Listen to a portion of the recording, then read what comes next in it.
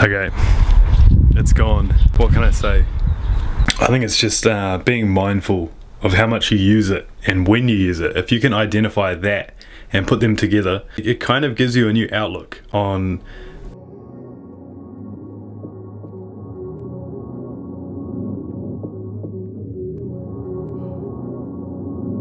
Got beats.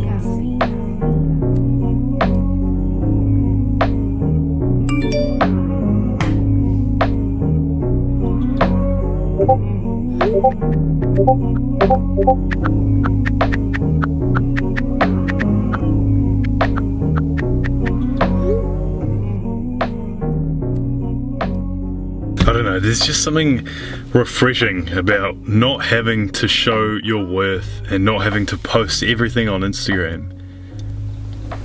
Like, I don't know if you guys feel the same way, but when I don't check Instagram, like, I just feel so much better. And same with TikTok. Whenever I'm not scrolling on TikTok, I feel a lot better. I feel like it's almost a trap. Well, it definitely is a trap, because it's been shown to you that whenever you use TikTok, an hour to 2 hours later, you'll find yourself on like a post that you weren't even looking for in the first place. Like, you just get lost in it, is what I'm trying to say. You're mindlessly scrolling and it's fucking you up. You know, I highly recommend you guys create as opposed to consuming.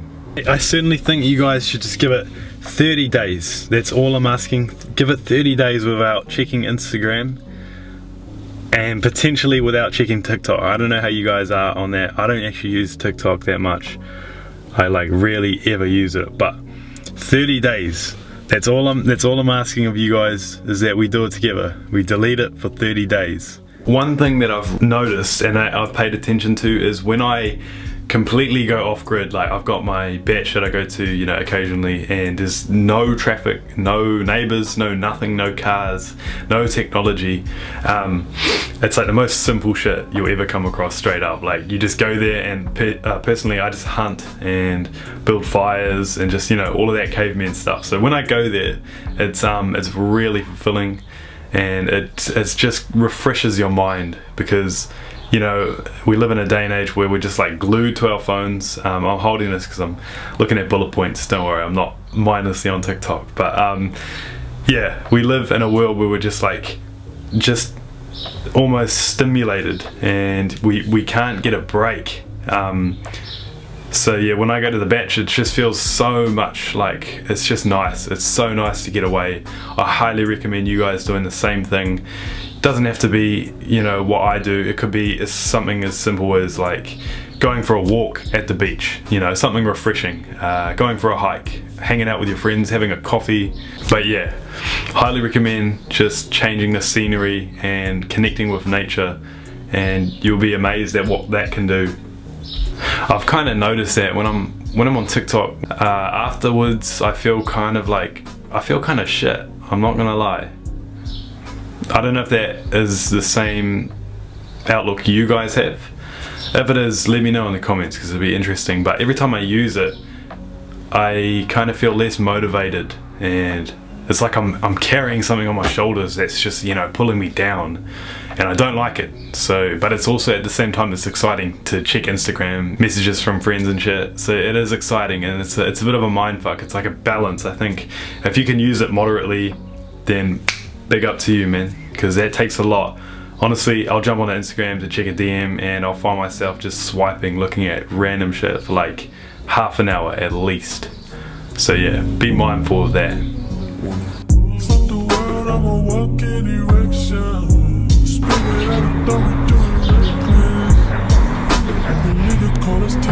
Okay, it's gone. It's gone. What can I say?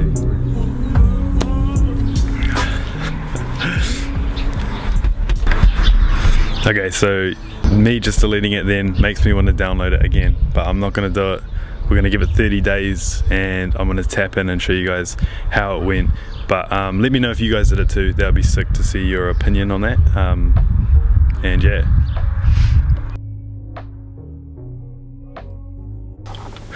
Let me know what you guys ended up doing. Let me know what you guys decided in the comments below. But yeah, it's kind of where I need to end it. I feel like I've said everything of you know, the pros and cons. Having social media isn't necessarily always a bad thing. Like, you know, it's good for trying to find some good lighting, guys, sorry. It's good for showing off your art and expressing yourself and connecting with family and friends, you know. That is very important, of course. But if you find yourself just getting lost in it and if you find yourself almost depressed, that's when you need to take a break. I'd say put a stop to it before it's too late and, you know, you really break down. So yeah, just be mindful of it. The pros and cons, there's definitely some pros. Like, yeah, I said expressing yourself, showing off your art is good. But I think the cons almost outweigh the pros. That's just my opinion. And that's if you're not creating and you're always consuming. Hopefully this video helped you guys out, man. Let me know how I went. What can I improve on? And yeah, make sure you guys subscribe, man. We're gonna get to 1,000 very soon. I can tell that's gonna happen. So yeah, come join the team. Like, comment, and subscribe. And yeah, until next time, I will see you guys later. Don't come around if you ain't close to me. I ain't built like them. It gotta work for me. Just cause I haunt you, it don't mean I want you. I don't. You got some high hopes. High hopes.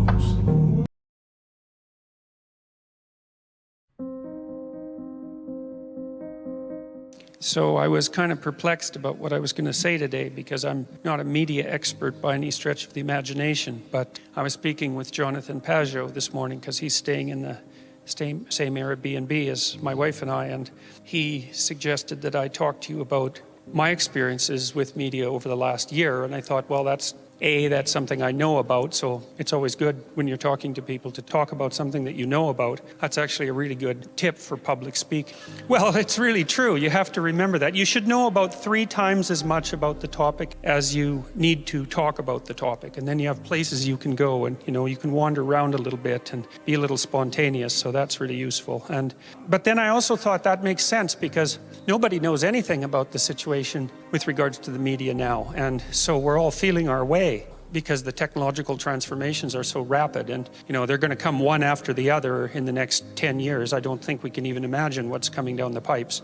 And we're all struggling to keep up. And, you know, we don't even know how much of the current state of more radical political polarization is actually a secondary consequence of technological transformations that we don't understand. Because I was thinking today about Facebook and about Twitter and about YouTube and about the idea that people are in an echo chamber. And I'm not really sure that's the right metaphor. I think we might be in an amplifier rather than an echo chamber.